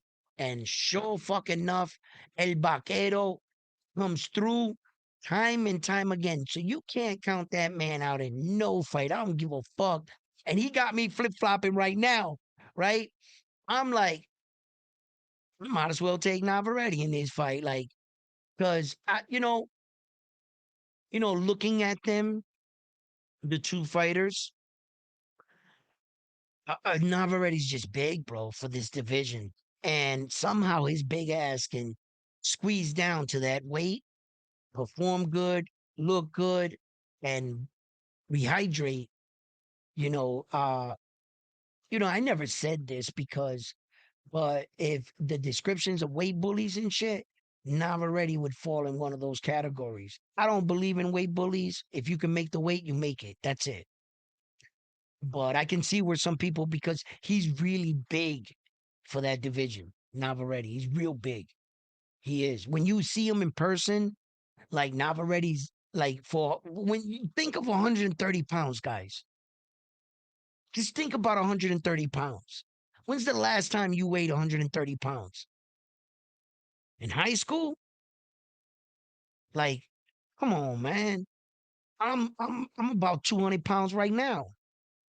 I'm either 201, 199, right around there. I might be a little over 200 maybe right now, or just under. But that's where that's what I walk around in. And I think I'm skinnier today. I maintain being from the fight. I didn't blow up like fat again. Like my face didn't get real fat. Nah. Like my jawbone, you can still see it. Like I've maintained it and I'm still 200 pounds. Right? Like 130 pounds, you would think if you saw these dudes, they would all look like maybe Tank size, but they not. Navarrete bigger than Tank. Shit, Navarrete about my size, bro. He didn't look much bigger than me, like smaller than me. Neither did Jermaine Ortiz, though. When I met Jermaine Ortiz, I was like, what weight you fighting in? Yo, that dude look big as shit. I know I was a big bigger than him, like, and Subriel, when I met Subriel, I didn't feel that about Subriel. Nah, I was like, yeah, you Flacco. Yeah. I was like, Subriel, now use a natural. They advertise you as a 140 pounder. When I met him, yeah, you a 140 pounder. Yeah. He looked like it. But these other dudes that I've met periodically and watching them fight live and, seeing them after the rehydration and shit, you know, Juanmita, he's a little dude. He's a little dude, but for the weight division that he fights in, he's big. He's big because Juanmita's shoulders, like his shoulders and like his like demeanor, like the what width of his shoulders, like that, the shoulder blade, like that, is pretty big for those guys at that weight. He looks pretty big. He looks like he can move up in weight, and soon he'll start to fill into that body. He'll start to gradually come up throughout divisions, Juanita. Yeah, man. Very exciting fighter, man. Oh, talented puncher. Talented puncher. Um, I was gonna say I want to see when he gets tested, but he's been tested. He got dropped in Puerto Rico in a 4-round fight. You get dropped one time in the fight, 95% chance you lose that fight. In a 4-round fight and you get dropped, bro. He literally won the next 3 rounds in a row, like convincingly, and pulled that fight back into the win column. So he had to have that in the back of his mind. Shit, I got dropped in the first round. Like, what the fuck? Like, you know, um, and he fought adversity, put himself together, and he was able to pull off the victory. So, another young, talented fighter. We know who his father is and was. You know, so yeah, I think the son, he's got to do it first. I can't. I'm sorry, Juanita. Can't put the cart before the horse. I won't allow them to do it for other guys. I'm not going to do it for you. You know, we're from the show me state. You're gonna have to show me. And before I say you're better than your father, you would have to show me first. Unfortunately, my opinion is you have the potential, and that's all I can give you. And that's with respect, Juanita, because I respect your father. And I love you as a fighter and everything. And what I feel, my opinion, opinions are like assholes. Everybody has one.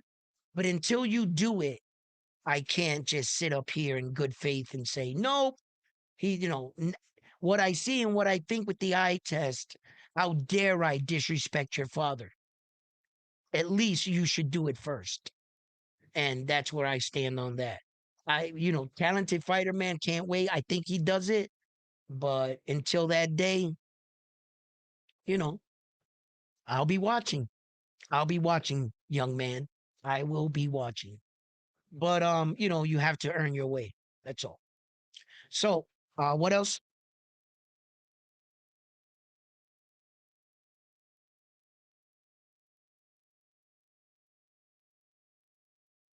He said, Mr. Miyagi, nasty work. Another say, hey, yo, they going at it with each other now. Hey, yo. But the Filipino boxers are the best. What? Stick fighters, edge.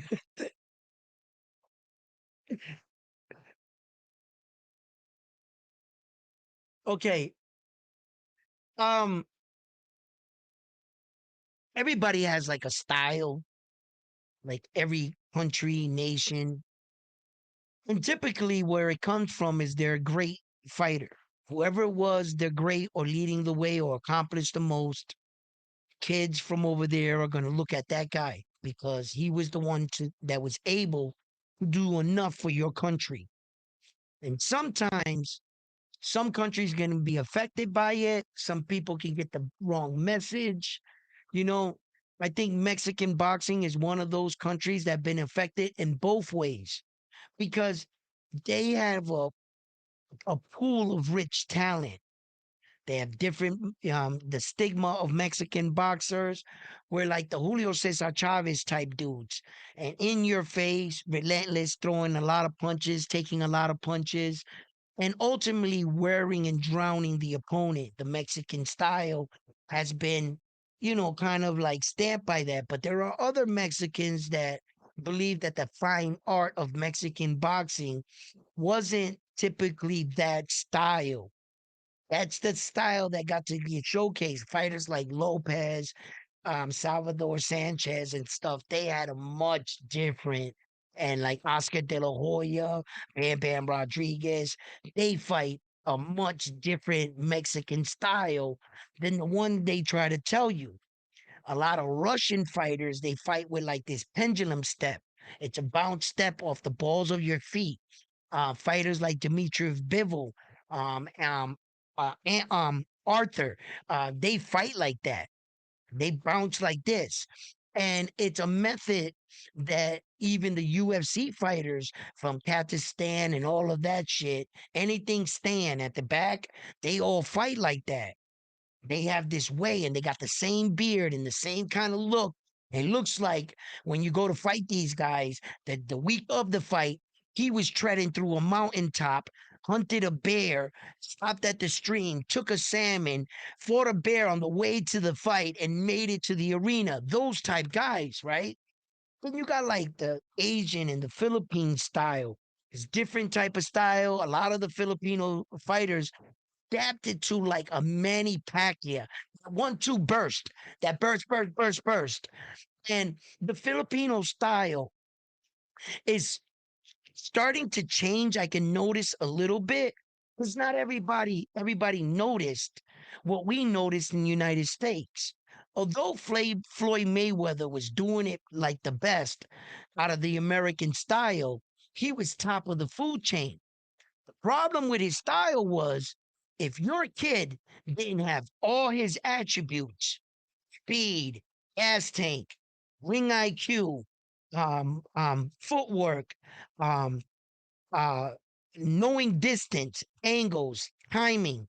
Unless that kid had all the gifts Mayweather had, you're not gonna pull off that style.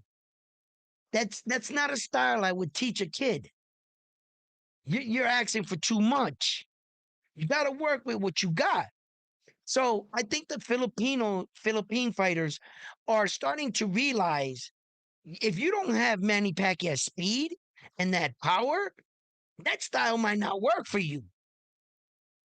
You know, you gotta fight with. So you see, because the Japanese fighter, they relied on speed. The biggest, the biggest fault that a lot of Japanese fighters have, they can't fight coming out of the guard, going backwards. They're real awkward and they raise their heads a lot, like a lot. It seems like none of the Japanese fighters are trained to retreat. Makes me think no retreat, no surrender. Where does that come from? Kamikaze, the Japanese. They don't go want to go back. So whenever they get in a problem in the fight, when they get in trouble, the most trouble when they get in is coming out of the high guard, going out of it, out of the fight, trying to get away. It seems like they don't work on that. It's all offense, all speed, moving, slipping in the fire, Japanese style. Um, you know, you have a lot of styles, you know, but certain countries um do get like a stigma about a certain type of style, and that's what comes out of there. That like a lot of their fighters though are starting to travel the world, like the Japanese style of today implemented American fighting, the Ali style, and they took what the Americans were doing and tweaked it into their Japanese speedway. And that's why the Japanese style of this era has been changing because of the Naoya Inoue's, Takuma Inoue's, Junto Nakatani's, you know what I'm saying? The Kinchis, you know, all those fighters, they have completely changed the Japanese fighting style, you know. So yeah, man, like, but it's, you know, some of these countries get this style stick, but not all of them fight like that. You know what I'm saying? Bam Bam Rodriguez doesn't fight you like your typical Mexican fighter. Neither did Oscar De La Hoya. They weren't. Oscar De La Hoya did not like getting punched in it. Man, it was very rare when Oscar got punched in the face for like a long time. When Oscar was Oscar, nobody was touching his face. He wasn't that fucking, come on, slug it out with me type Mexican. You hit me, I hit you. Nah, Oscar didn't play that shit. Oscar was a smooth operator. Smooth operator. Yo, Oscar would hit you. Yo, he would fucking piece you up, bro. Like lightning, my man. Fucking Oscar, bro. I remember his glory days. He was on the top of the world, bro. I wanted to be Oscar De La Hoya. I was jealous of him in a way. Happy for him, but jealous. Like, damn, why can't that be me? Like, all the women wanted that dude. They would just, he'd get off the plane and just One second you see Oscar De La Hoya, the next second you see this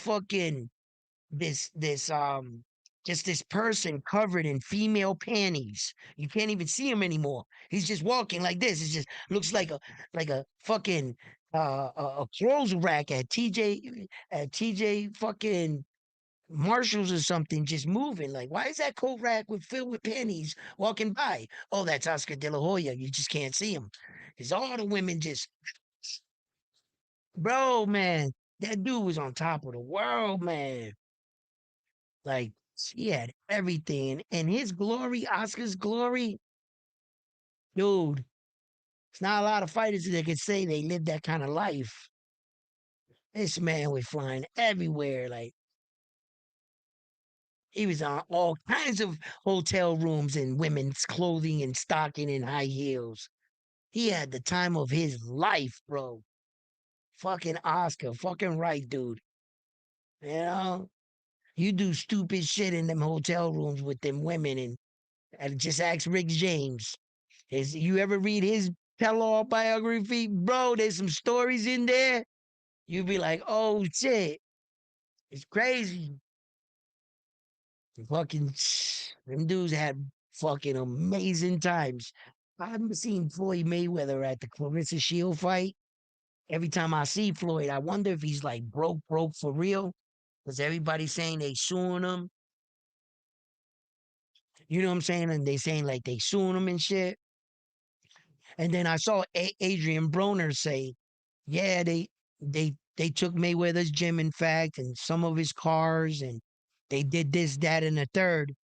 And Mayweather got a pay, and one dude said, well, now Mayweather's down to like 300 million out of the billion. And AB looks at him and says, when has $300 million ever been broke? You still got $300 million. You know what I'm saying? Like, if $300 million is broke, I want to be broke. I want to be broke right now. Let me get that 300 million. I'll publicly come out and tell y'all, bro, I'm broke as shit. Now let me get that 300 million. Yo, AB right, but I don't really know how true that shit is. But I saw him at the fight. I saw Two Tone. Oh, Floyd Mayweather got paid to be at the fight. Blah blah blah. And he was there to watch Ray J. And I'm like, Two Tone, are you okay? Did you really say that Mayweather would be interested in a fight to watch Ray J versus fucking Orlando there? Are you okay? That's Floyd Mayweather. Like, and then you're associating Floyd Mayweather with like the softest dude I ever met. Uh, He's softer than Roseanne's son on the Roseanne TV show. Roseanne and Arnold, Roseanne or what? Roseanne Barr, that lady. She had a show called Roseanne, and she had it was her husband, and the three kids, and there was like a middle class family in America. They had a house, but they was kind of on the poor side. Well, Roseanne's son in the show, look at that kid. That's one soft ass dude. Ray J's softer than him. And you taking Floyd Mayweather's name and you attaching it to the fact that Mayweather would show interest in looking at Brandy's brother. Like, Brandy's brother's not even a celebrity. He's really not, right? He's like one of them low ones, the C minus dudes. And then his personalities, just as a character, as a dude, like like not for nothing. I couldn't fuck with dudes like that, like Ray J. Not to say that I'm better than him or not. It just our characters we have nothing in common. We wouldn't see eye to eye as men. That's just a fact check. It's not whether I think I got more, you got more than me, or like Like, who the fuck does Ron one think he when Ray J won't want to hang with you? Well, thank God you don't want to hang around with me. Thank God then, because I mean, come on, guys. Am I being harsh right now? Straight up, Ray J's a bitch, right? Like, just man to man. I'm sorry if I called you that, Ray J. I apologize. All right. I don't gotta, I don't want to be a tough guy. I'm not trying to say I'm gonna smack you up or nothing, because it wouldn't be a fight, right? Right? That now I know girls, my sister will fuck him up. And that's on moms. I'll put money on that. I don't gamble. My sister will rock Ray J. Evie, get him, right? She might be a little off because she came off of surgery. Man, Ray J might have a shot. I got another sister, Nikki. Nikki, fuck him up, right? She'll fuck Ray J. She'll beat up Ray J, right? Like, Ray J's the type of dude. I kind of feel sorry for dudes like him, right? Because he's like the type of dude that can't help embellishing things. He can't. He's like that cousin that out of nowhere tells the most outrageous lies. You don't know why they do it, but they just can't help it. Like, shit could be going through in their life, and for no reason, they'll start talking or say a rumor about another person that ain't true. It's like, I bet when they go back, they don't even understand why they do it. That's Ray J. That's who he is as a person. Throughout the years, I've I've seen how he moves. He's just he can't help but lie. And then he's trying to lie to you, to lie to the brothers that he's a tough guy. Wait, this is not for you. Getting punched in the face is not for you, my dude. You're not a tough dude. Then you got knocked out and you played yourself and you snitched about the whole operation as soon as you felt some kind of way and you realized you got knocked out. So that speaks to your character. A little bit of pressure, and it wasn't for nothing criminal. You pulled homeboy right there. Yo, I thought we talked in the back. Like, you don't even know how to move in silence. Like, you don't got no street in you. Because if you was a street dude, you would know that wouldn't fly. So you've hung around a bunch of street dudes, and simple basic street etiquette went right out the window. Nah, you ain't him. So you can see in a man like Ray J, like, he he wants to be these things. He wants to be viewed as a star. You're not. You want to be viewed as a talent. You have none. You want to be viewed as a fighter. You're not him. You want to be viewed as like somebody like not to play with.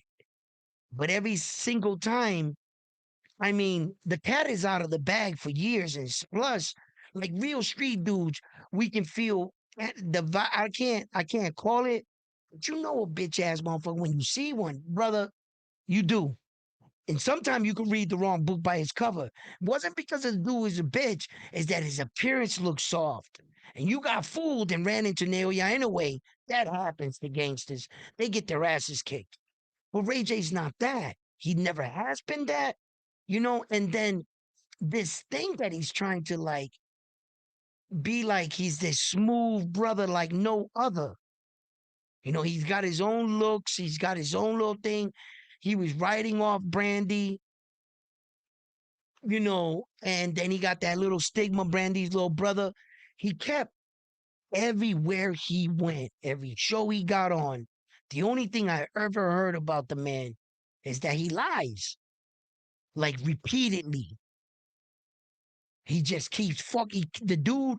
He just can't help it. So when I started watching his little stupid antics, like I started like him being remembered, and I'm like, this dude is a clown, bro. Like, there's nothing real about you. Why are you trying? Like, I'm trying to get away from that life, and this motherfucker's running towards it. He's trying to get like the name or the credit from the street, And I'm trying to like shoot it down at every corner. Yo, Eve, remember when you didn't? No, I didn't do that shit. No, no, I'm not. I'm running away from it. And this motherfucker, he wants to be viewed as one. And that's where it's like you're trying too hard, Ray J, bro. That it's coming across way too fake. Way, I mean, you literally try to bring Orlando to fight you. When he started fighting you, you started acting like he was the whack one. Where in that moment, that was your time to shine. You couldn't even pull that off. It was like really horrible to watch, bro. Ray J go through that like that. I was just like looking at Ray J. I was like, bro, you softer than baby shit, bro. Like Orlando didn't even respect you or fear you. You're supposed to be this Ray J gangster, right? Oh, you bout this, you bout that. Bro, Orlando. We all know what that man's about. He didn't fear you with no training. He just went into like, you ever see that movie um with Jim Carrey, the State Troopers of Rhode Island or whatever it was called?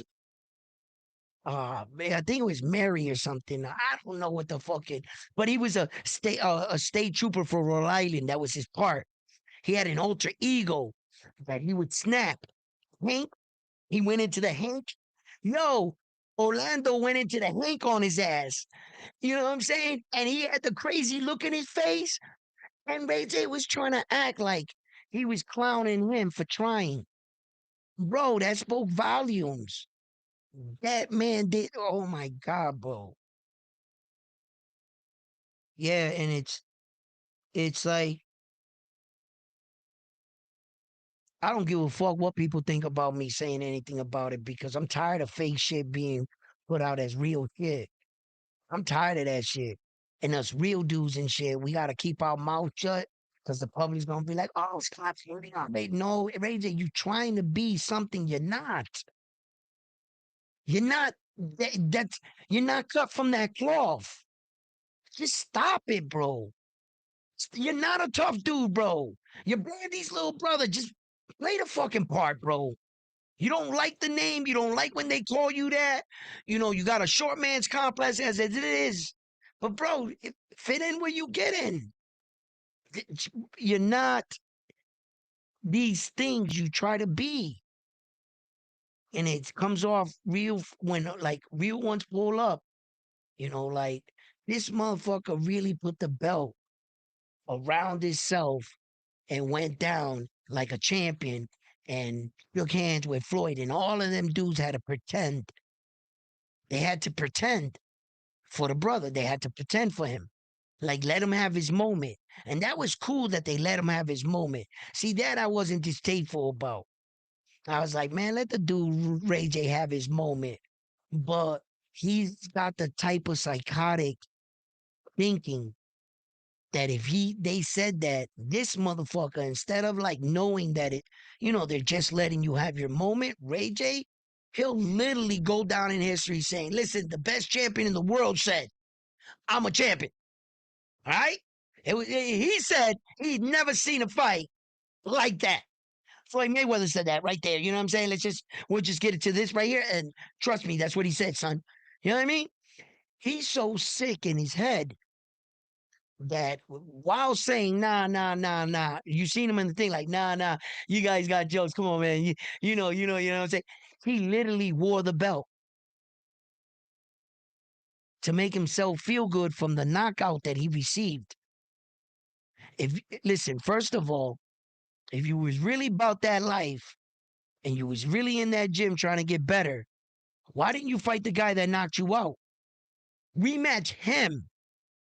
You would have knocked him out, walked around with the belt. You can say something. You literally went, man, listen, that was a spectacle. And I'm never going to knock somebody for getting their money. No. If the person knew what they were. Like, I'm going out there based on my skills, fighting this guy based on his skills. No, this motherfucker really thinks. Like he's gonna make everybody think he's a tough dude. And Ray J's not that. He's just not, bro. You know? And that fucks me up sometimes because I'm like Edwin, like, fuck it, let him do his thing. Like, mind your business on this, right?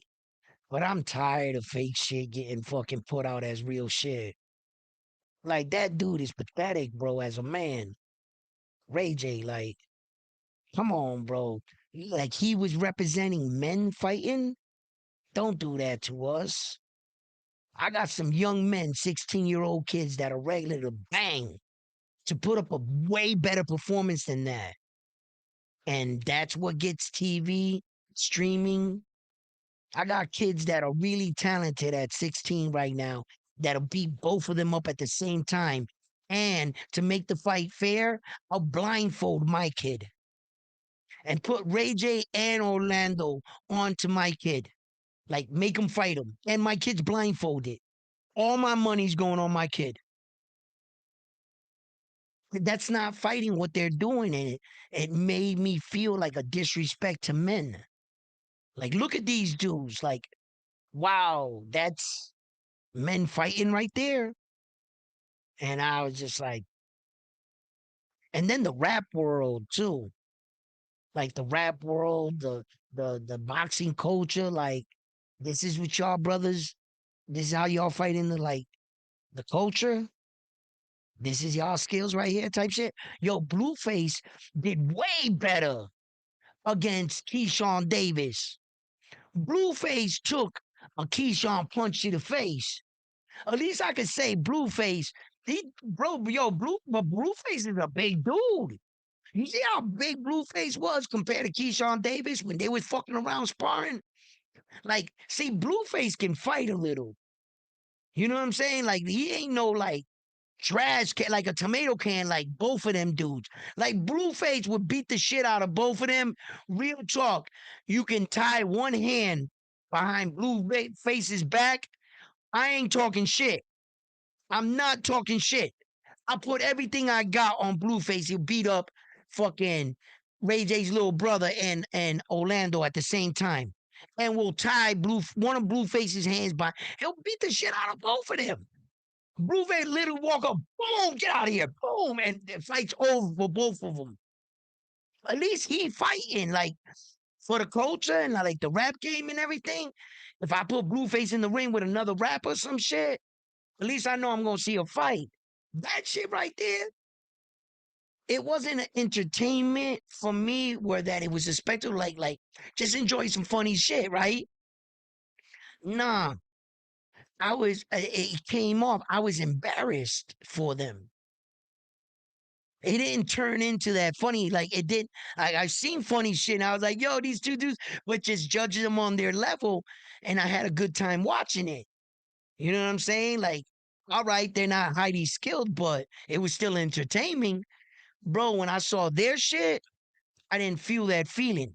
What I felt was, damn, man, like, and y'all showed this shit?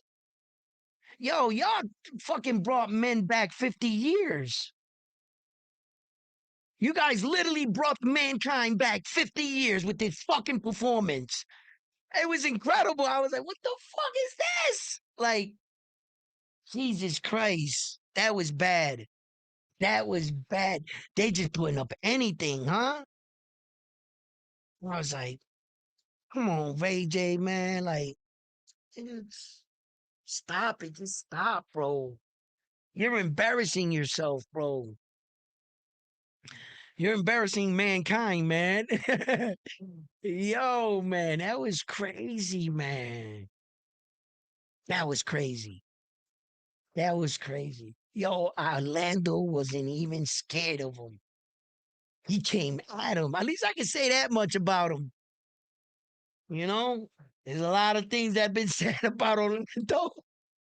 Indito, man. He was always that cool little kid when he was an actor, man.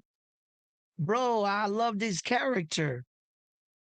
That little kid he played in fucking Bill Cosby sketches and fucking TV shows, and Orlando would come out as a little kid on them fucking little networks and shit, man. He was such a cute little kid, man, and like his character, and then to see like, what happened, like Hollywood him. You know what I'm saying? Like, whatever, that's a different story for a different topic. That's on them, bro. We all make choices in life. Have at it. I don't know much about him, but I remember him as a child fucking TV show on TV shows and shit. I remember Orlando. I grew up in that era, and he was one of them kids, man, in them shows, man. He did a great job, man. I got nothing bad about to say about his acting career. It's obvious it took a turn, but I'm not judging no man. Nope. Orlando, shout out for what you did and whatever you're going through. Do you, as your life goes. But as far as the fight that you entered, you did the best of your ability. And I could say for at least, Orlando was going forward, baby. You know what I'm saying? It was crazy, but I like that part. I like that part because, like, damn, bro, even that dude was trying to. Damn, Ray J, you got no fucking zero fucking credibility as a fighter.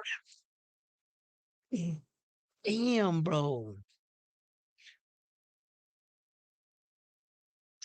I know something for a fact though. If Clarissa Shield comes out tomorrow and says, I can knock out Ray J, I believe it. Yo, if she said I'll knock out Rolly, we were like, hold up. Clarissa came out and was like, you can beat Rolly. Come on, Clarissa Shields. You're not beating Rolly. Rolly will punch your head off your shoulders. But if she came out and said, I'll whoop Ray J's ass, yes, 99% of the people in the world are going to say, yes, she will beat Ray J. She will hurt Ray J, you know? So, but a professional man? Nah, Clarissa. Sorry, honey. That's not happening. You ain't beating up no damn Rolly, man. That ain't never happening. Rolly punched too hard. I wouldn't want to see that. I think Michael Jordan said it the best. One time they wanted some girl fighter, I think Ronda Rousey, some girl fighter to fight some man boxer or some shit. What was the fight it was? And Michael Jordan famously came out and said, I don't know what the rest of the world is on, but I am not paying to see domestic abuse. I am not paying to see a man punch on a woman. He said, in the rest of the world, you guys need to chill out. And that shit died right there. They never even spoke about the fight against once Michael Jordan said that.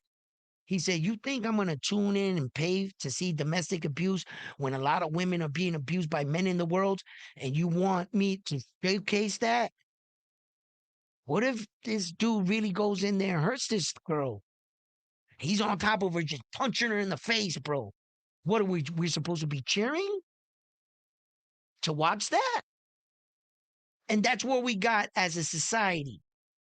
That somehow we convinced ourselves for like 10 minutes, yeah, let's put this girl in with this dude. Whose bright idea was that? What happens? That shit goes totally wrong the way nature. And this dude goes, and she goes, and he just jumps on top of her, ground and pound, straight elbows to the face. Boom, boom, boom. And her head bounces off that canvas 2 or 3 times. And just before he's done, 2 big monster check hooks. Boom, boom. And he gets up, and her face is smashed. At that point, you're going to realize what? We went too far? Maybe this wasn't a good idea? Who the fuck thought of this shit? Who thought she was going to win? Like, even if she did win, would she win? I don't think so. What's going to happen? I'll tell you what's going to happen. Let's run this fake scenario over the other way. He goes in, throws a punch. She dips, wipes his leg, hits behind him, grabs the throat, pokes him out. He goes to sleep. What's going to happen? Oh, you just beat this guy. Why don't you try that against this guy? Until what happens? The first version. Until she runs into that, that's what's going to happen. And I think Michael Jordan was right. Like, nah, I don't want to see that shit. As men, yeah, women have come a long way in sports. Okay. Those women are our brother, our sisters, aunts, mothers. Remember who they are, guys. You know, they're gonna say a lot of shit to us, bro. We gotta be men about this. Sometimes it sucks, like it feels like we're misleading them when you want to tell them, like the women, like, yo, chill out, right? And it seems like the women always have a war against men, but men don't see it the same way because we don't ever see a war against women because we're warring against men.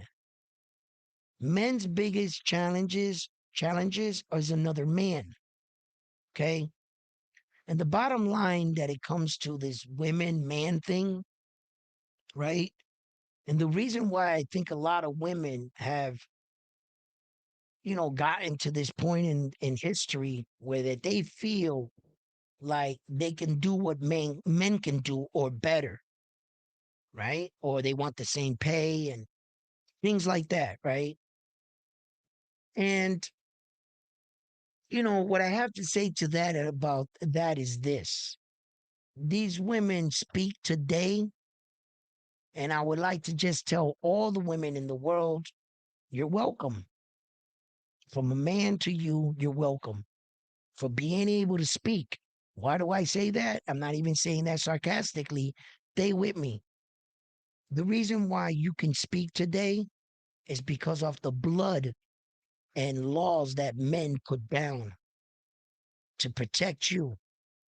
When a woman walks up to me and says, we have the ability to give birth, I say, you're welcome to her.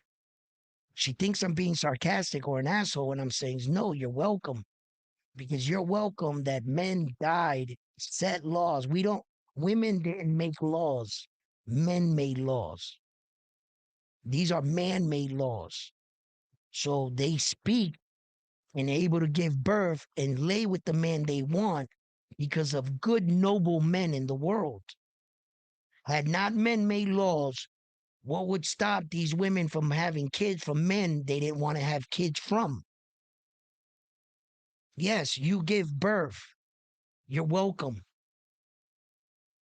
The only reason why you give birth and you lay down with the man of your choosing is because of the blood and laws that men set and gave you the ability to speak today and also provided you equality. Man did that for you. Man had taken it away. Man gave it back. And now we're in a place of semi equality. Then they forget how they got here. They forget that a long time ago, women had no voice. They didn't even have a choice of who they got slept with. What would stop men from walking in the room? You, and you. Let's go. You're doing the whole crew. Right? A man made a law and said, no, you will not do this to women. Man protected women.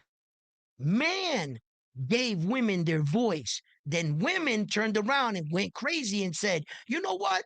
We're tougher than you. We want to play your game. We want everything. We're like, whoa, like, chill out. We're still fighting men with men. We're still trying to keep the bad men from doing something to you guys, our sisters, our mothers, our daughters. Still, noble men are fighting for women rights to put you in better positions, better schooling, better thing off of men. Then somehow they get to a point in their lives and their career and they forget how they got there. They forget centuries and centuries of men fought for women's laws, for women's rights, to put women in position where they are today. Then they turn around and say, I'm better than you. What happened? Why are you attacking me? Why are you telling me that I hate women or I hate this and this? And when I fought for my daughters and my sisters to be on the team, to be on this, to do this. No, you could do whatever you want. We bred our daughters. We bred them with that belief, and no man's gonna hurt you because good men stand up. And then when you get there, you act like you got there by yourself. Women's movement is the movement in the right. We did this. We fought for equality. No, you're welcome. You're welcome. A lot of men died for you guys to have the right to speak. Men that didn't like to see their mothers pushed around, their sister, their own daughters. And they raised those women right and said, honey, you can do and be anything you want to be. And those men gave you the ability to be. And it's like women want to throw that in our face. No, check it out. I can give birth. We're better than men. What? Did you forget? The reason why you get to pick another man and pick who you want to marry is because the laws that man made. We made don't do you can't do that to a woman. Who made that law? Man.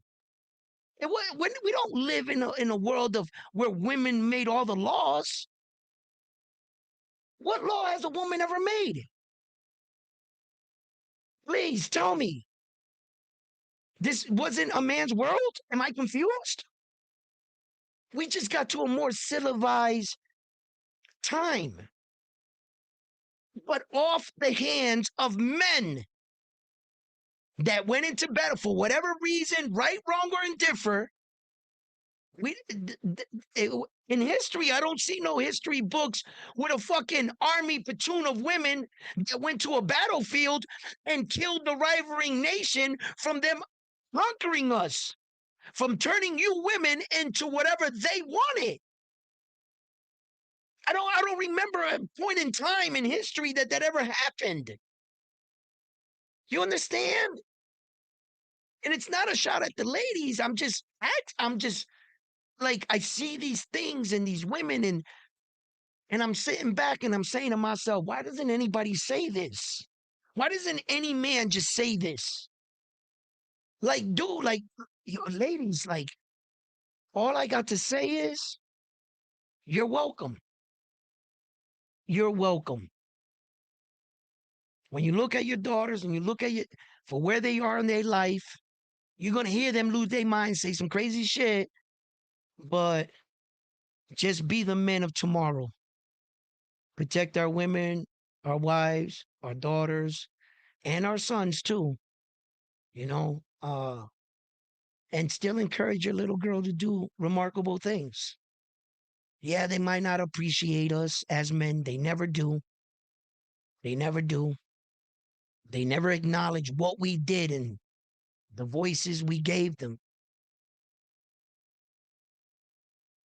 We're always going to be viewed as bad men.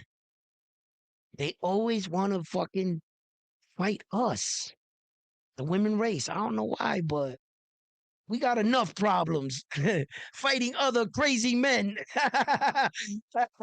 Ladies, be cool, man. Be cool. Be cool. Have a smooth time. You know what I'm saying? You're already ladies.